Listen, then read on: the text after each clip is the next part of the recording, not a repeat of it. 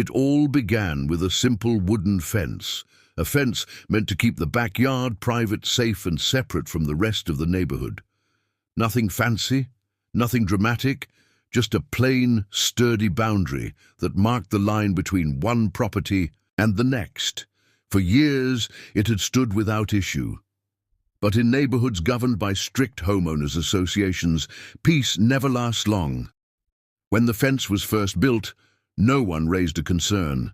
It was constructed well within the property, line, built to code, and matched the aesthetic of the neighborhood. But then came Karen, a new resident who moved into the house next door and almost instantly began treating the neighborhood as if it was her personal kingdom.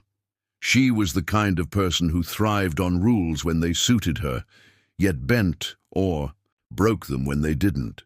At first, Karen's complaints were minor. She didn't like the shade from a tree, the sound of kids playing, or the way the lawn sprinklers sprayed a few drops onto the sidewalk. Small annoyances turned into long-winded complaints at HOA meetings, but nothing compared to the day she turned her attention to the fence. Karen claimed the fence was too high, even though it met regulations. She insisted it blocked the community's view, though it was entirely on private land. Her biggest argument was the most absurd of all. She claimed the fence ruined the neighborhood's harmony. In her mind, harmony meant complete control. The HOA, already accustomed to her endless stream of grievances, tried to dismiss her concerns. But Karen was relentless. She began rallying a few like-minded neighbors, whispering about how the fence was unsightly and how it might even lower property values. What began as a harmless structure suddenly became the center of a neighborhood war. The homeowner, quiet, reserved, and not one to seek drama, initially ignored the complaints. After all, why fuel a fire that wasn't burning yet? But ignoring Karen only emboldened her. She began approaching the fence daily, inspecting it, taking photos, and scribbling notes on a clipboard. She even went as far as measuring the fence posts herself, loudly announcing that she was gathering evidence for the HOA. Soon, the official notices arrived, letters from the HOA citing possible violations, though no real evidence backed them up. Karen had wormed her way into convincing at least one board member to take her side. The battle lines were drawn. At night, the sound of tools clicking outside the fence could be heard. It wasn't paranoia. It was Karen attempting to tamper with the structure. Stakes were mysteriously pulled loose, boards were scratched, and sections leaned where they hadn't before. A security camera revealed the truth. Karen sneaking into the yard, tugging at the posts in hopes of weakening the fence. When confronted, she brushed it off as just checking the stability. But her intentions were clear. She wanted the fence gone, and she wasn't going to stop until it was torn down. For most people, this might have been the breaking point. Many would have fought back with anger, called the police, or escalated it with the HOA directly. But this homeowner chose something different, something bigger, something Karen could never have anticipated. The decision was made in silence, standing in the yard one evening, staring at the damaged fence. If Karen wanted to fight over a boundary, then it was time to redefine that boundary. Not with wood, not with wire, but with something permanent, unshakable, and impossible for her to ignore. The plan began forming. If she hated the fence so much, then she would soon discover just how much worse things could get. A fence kept a yard private, but a wall. A wall could change everything, and so the battle with Karen transformed. What started as petty complaints about a wooden fence was about to escalate into one of the most shocking neighborhood wars the HOA had ever seen. The homeowner wasn't just going to defend their fence. They were going to build a wall around Karen's house. The idea of building a wall wasn't just an impulsive reaction. It was a calculated plan, born out of frustration and refined by strategy. The homeowner knew that going head-to-head with Karen in shouting matches would never work. Karen thrived on conflict. She craved arguments because they gave her more opportunities to twist narratives and rally others to her side. The only way to win was to outsmart her, and this wall would be the ultimate checkmate. The first step was research. Quiet evenings were spent online, reading property laws, HOA bylaws, and local construction ordinances. Every clause, every line, every potential loophole was examined. It wasn't enough to simply build a structure, it had to be unassailable from a legal standpoint. Karen was notorious for finding technicalities, so this wall had to be ironclad in more ways than one. The homeowner discovered a fascinating detail. While fences had strict height limitations in the neighborhood, decorative walls and privacy structures were governed by slightly different rules. The HOA could regulate aesthetics, but if the construction was done under the banner of property enhancement and approved by the county, the HOA's authority weakened significantly. This loophole was the key. Permits were filed quietly, disguised under the description of aesthetic privacy enhancement. Architectural sketches were drawn, not just of a simple wall, but of a stone boundary that would blend beautifully with the yard. To the untrained eye, it would look like a landscaping masterpiece. But in reality, the design had one clever twist. It wrapped entirely around Karen's property line, creating a literal cage of stone and mortar. The homeowner kept everything discreet. Deliveries of stone and mortar were scheduled early in the morning, before most neighbors were even awake. The construction team was hired under confidentiality agreements. To outsiders, it looked like a harmless backyard upgrade. But to Karen, once the truth emerged, it would feel like poetic justice. Of course, whispers began the moment the first truck arrived. Neighbors peeked through curtains, curious about the stacks of stone being unloaded. Karen was among the first to confront the sight, storming onto her lawn with a phone in hand, snapping photos furiously. She filed another urgent complaint to the HOA within the hour. But this time, the HOA's response wasn't what she expected. Armed with permits and legal documents, the homeowner presented everything in pristine order. The HOA board was forced to admit that nothing technically violated the rules. The wall was legitimate. The permits were approved by the county. Their hands were tied. Karen, however, didn't give up so easily. She began pacing along the property line, yelling loudly about eyesores and community ruin. She tried rallying the same neighbors who once supported her in the fence dispute, but this time her influence was crumbling. Many neighbors, exhausted by her endless battles, began distancing themselves. The construction moved forward swiftly. The first stones were laid, forming a rising border that traced the line between the homeowner's yard and Karen's. Day by day, it grew taller, stronger, and more imposing. Karen watched in disbelief, realizing that her crusade to tear down a fence had backfired spectacularly. Every night, she bombarded the HOA with angry emails. She even threatened legal action, waving around folders of evidence that amounted to nothing more than photos of rocks piled neatly in a yard. The homeowner, meanwhile, stayed silent, letting the wall speak for itself. Neighbors began talking, and the tone shifted. At first, they were shocked by the sheer scale of the wall, but soon admiration crept in. Some whispered that it was a brilliant form of revenge. Others quietly admitted that it gave them a sense of satisfaction to see Karen finally meet her match.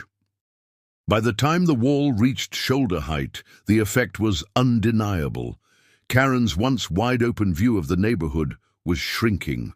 Her yard, once the stage for her loud confrontations and nosy surveillance, was becoming boxed in. And still the construction continued, higher and higher, wrapping tighter around her property. Karen's frustration turned into desperation. She stood outside for hours, shouting at workers, waving papers in the air, threatening lawsuits. But the workers, unfazed and fully briefed on the situation, ignored her entirely. Every block of stone laid was another nail in the coffin of her control. The wall wasn't just a structure anymore, it was a symbol that Karen's reign of terror over the neighborhood was finally being challenged. The homeowner wasn't just protecting their yard anymore. They were reclaiming peace, one stone at a time. And as the final section of the wall closed in around Karen's yard, a chilling realization set in for her. She had started this war over a fence, but it was ending with a fortress. The wall had risen high enough to cast long shadows across Karen's yard. From her windows, her once prized view of the neighborhood had vanished. What had been open lawns and neat rows of homes was now blocked by cold, unyielding stone. Every day, she awoke to the sound of construction, the thud of hammers, the grind of stone being set in place. It was a soundtrack to her defeat, and she couldn't stand it. Karen's rage boiled over into desperate retaliation. One night, under the cover of darkness, she crept out with tools in hand. She attacked the wall with a hammer, striking the fresh mortar and prying at stones, hoping to weaken it before it fully set. But the homeowner had anticipated such antics. Security cameras captured every swing, every attempt at sabotage. By morning, the homeowner presented the footage directly to the HOA. The board was forced to acknowledge Karen's vandalism. Yet, instead of disciplining her, they issued a bland warning to both parties to de-escalate. It was a cowardly move, and one that only fueled Karen's belief that she could get away with more. If the HOA wouldn't stop her, then she would escalate her attacks. Karen's next strategy was noise. She began blasting music at odd hours, hoping to disrupt construction crews. She shouted insults from her yard, accusing the homeowner of ruining the neighborhood's spirit. She even went door to door, begging neighbors to sign a petition demanding the wall's removal. But fewer and fewer supported her. Most were tired of her constant drama. Many even admired the homeowner's persistence. The homeowner, meanwhile, never retaliated directly. They let Karen spin herself into exhaustion, knowing the wall was the ultimate answer. Every petty move she made only highlighted her desperation. But Karen wasn't done. She turned to the county office, filing endless complaints about illegal construction, structural hazards, and potential property damage. Inspectors came out, clipboards in hand, but each time they left, shaking their heads. The permits were valid. The work was professional. The wall stood unchallenged. Each failed attempt chipped away at Karen's confidence. Yet in her twisted determination, she clung to the idea that somehow she could stop it. She even staged public meltdowns in her yard, screaming at workers and threatening lawsuits, her voice echoing down the street. The once quiet neighborhood had become her stage, but instead of admiration, she earned only ridicule. Neighbors began filming her rants, sharing clips online. Soon, Karen wasn't just the local nuisance. She was becoming an internet spectacle. The HOA board grew uneasy. Karen had long been their loudest voice, but now she was a liability. The homeowner's calm, calculated approach contrasted sharply. With Karen's chaotic spiral, board meetings grew tense. Some members started questioning why they'd ever entertained her crusade against the fence in the first place. By the time the wall reached full height, enclosing her yard in an imposing stone perimeter, Karen was cornered, literally and figuratively. Her backyard felt like a prison, her influence in the neighborhood shattered. But instead of admitting defeat, she doubled down one last time. She filed an emergency lawsuit, demanding the wall be torn down immediately. She claimed it was psychological harassment, malicious construction, and even a threat to community values. Her lawyer, clearly unimpressed with the case, still filed the paperwork. The homeowner, however, had every counter-argument. Prepared permits, HOA bylaws, surveillance footage of her sabotage, and a neighborhood full of witnesses tired of her behavior. The stage was set for a confrontation far bigger than petty squabbles over fences. This was no longer just a neighborhood dispute. It was a war that would play out in legal offices, HOA meetings, and possibly even the courtroom. And while Karen prepared for battle, she didn't realize that the very wall she despised was already turning the tide of public opinion against her. For every stone she hated, there was a neighbor who silently cheered. For every complaint she filed, there was a file of evidence waiting to expose her. The wall wasn't just holding strong, it was winning. Karen's lawsuit hit the neighborhood like a thunderclap. Word spread quickly, whispered over backyard fences, and muttered at mailboxes. Some were shocked that she had taken things so far, while others rolled their eyes, already predicting her downfall. For Karen, however, this was her grand moment, a chance to prove she was the victim, to tear down the wall, and to reclaim the power she had lost. She strutted around the neighborhood with a thick folder under her arm, flaunting her case to anyone who would listen. She spoke of psychological warfare and malicious entrapment, claiming the wall was a deliberate act of cruelty designed to isolate her from the community. To her, it wasn't just stone and mortar, it was a personal attack, a monument to her humiliation. The homeowner, meanwhile, prepared in silence. Every permit was carefully filed and presented. Every photo of Karen trespassing, vandalizing, and harassing workers was catalogued. Neighbors who had grown tired of her antics offered written statements, some even volunteering to testify if the matter went to court. For once, the community wasn't divided. They were united, not behind Karen, but against her. The HOA board found itself caught in the crossfire. At first, they had indulged Karen's complaints, treating her as a concerned member. But now, with the lawsuit drawing attention to their failure to manage the conflict, they began scrambling to distance themselves. Some board members openly criticized her actions, while others quietly admitted their regret for ever siding with her. The once powerful Karen no longer had the HOA as her shield. The first court hearing was a spectacle. Karen arrived with a self-righteous air, flanked by an attorney who looked more embarrassed than confident.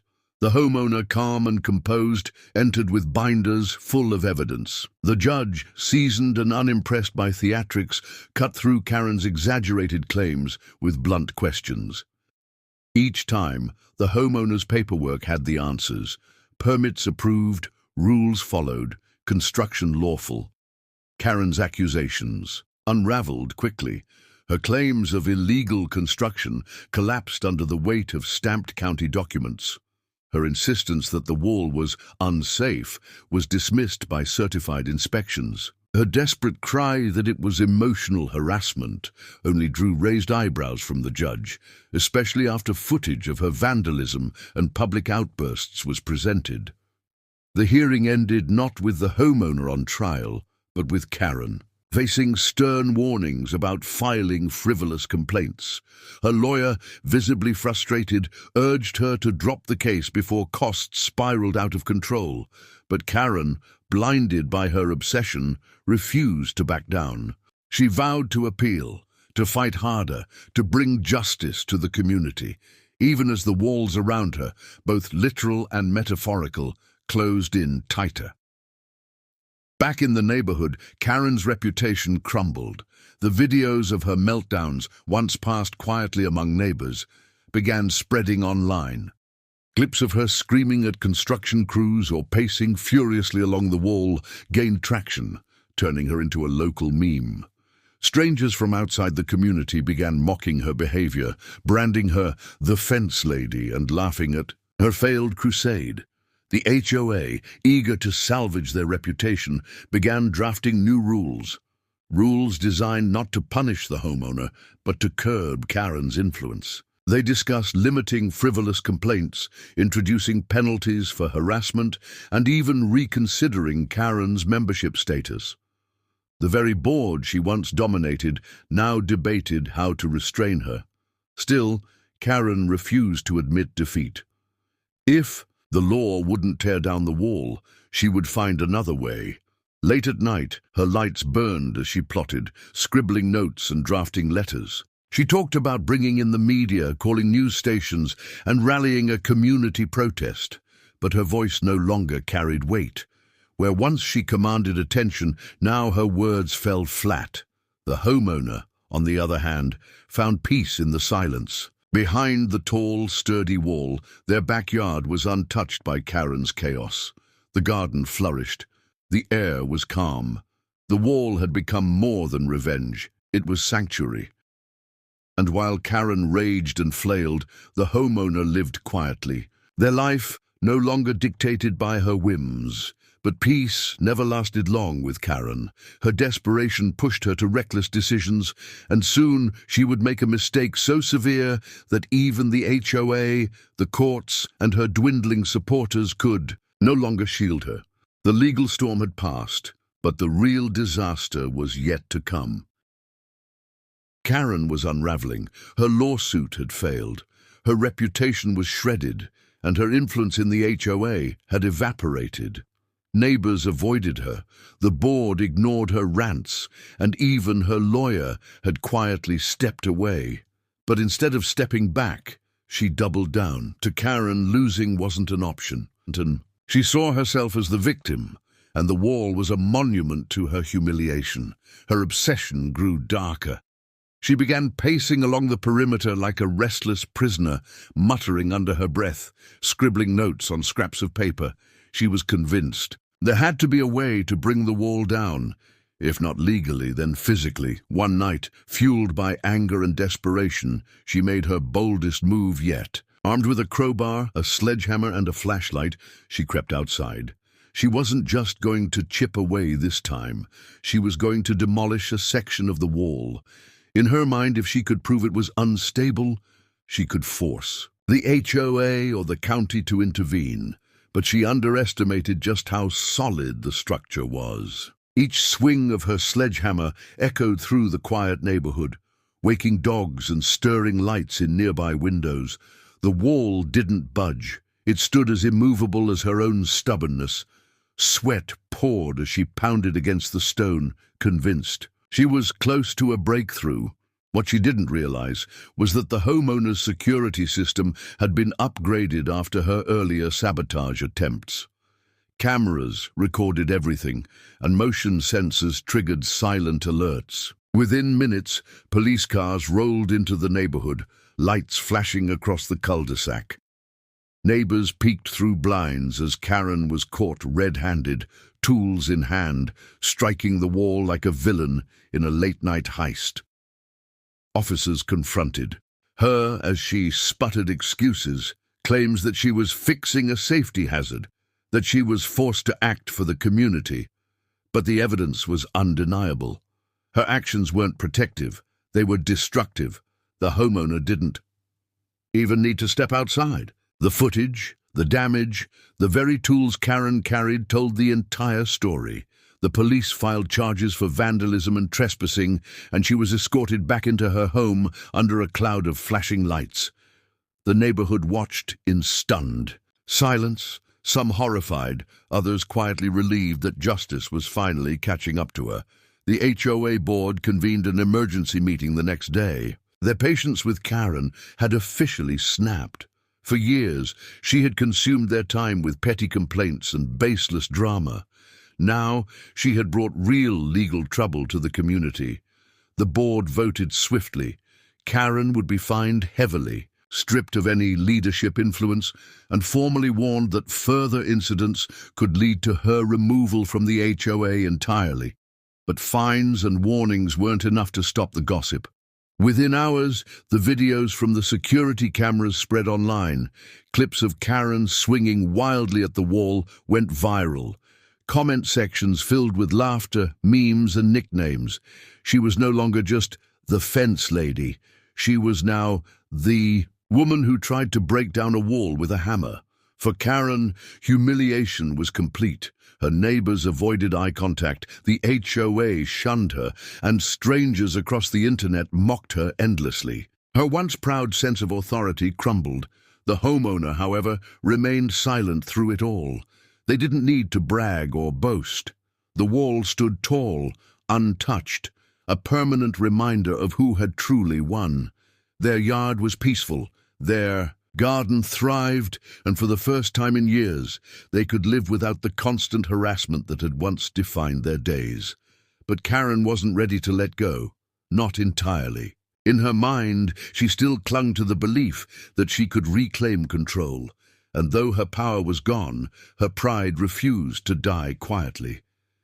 She was cornered, desperate, and unpredictable. The stage was set for her final collapse.